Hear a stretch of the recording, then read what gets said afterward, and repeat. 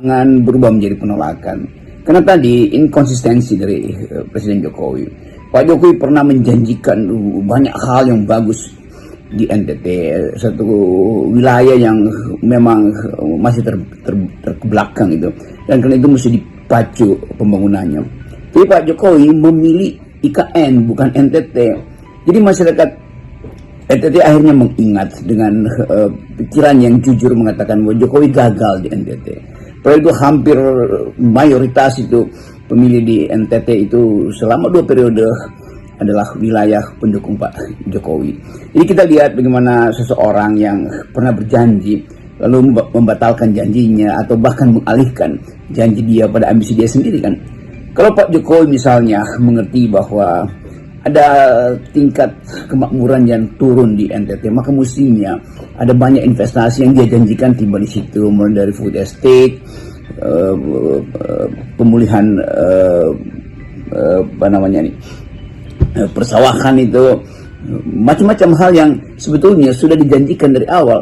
Jadi kalau kita lihat bahwa hari ini ada protes dari masyarakat NTT, terutama kalangan muda, itu artinya ada pembahasan yang sungguh-sungguh dari teman-teman aktivis di NTT untuk mengatakan bahwa Jokowi gagal di dalam demokrasi, gagal dalam kemakmuran, gagal dalam keadilan.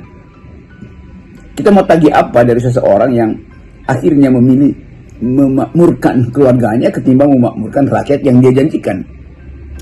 Ini peristiwa yang tragis yang akan berulang lagi di daerah yang lain tuh. Jadi Pak Jokowi kalau ditolak oleh masyarakat NTT itu artinya ditolak dari hati nurani, dari kejujuran kan.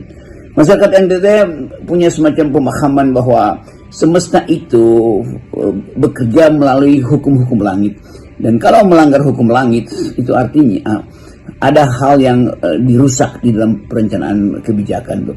Dan kita sekali lagi melihat bahwa kejujuran manusia itu akhirnya diperlihatkan justru ketika ada saat-saat kritis. Jadi para pendukung Pak Jokowi tidak perlu kecewa atau marah, karena apa yang dijujurkan dari hati nurani teman-teman di NTT itu juga dialami dan dirasakan oleh masyarakat Indonesia melalui apa? Ya melalui figur-figur statistik yang menunjukkan daya beli yang berkurang tetapi pajak dinaikkan. Bagaimana mungkin dipajaki sementara daya beli tidak ada itu? Bagaimana mungkin perusahaan-perusahaan itu dipastikan untuk dipajak di depan karena pemerintah memerlukan uang, sementara perusahaan-perusahaan itu kehabisan orderan dari luar negeri lalu ditutup, lalu terjadi deindustrialisasi. Jadi semua hal yang pernah kita bayangkan akhirnya berwujud pada kekecewaan tuh. Dan itulah pekerjaan dari Presiden Jokowi yang dimintakan dengan sangat untuk memelihara kepercayaan rakyat, tapi dia hanya percaya pada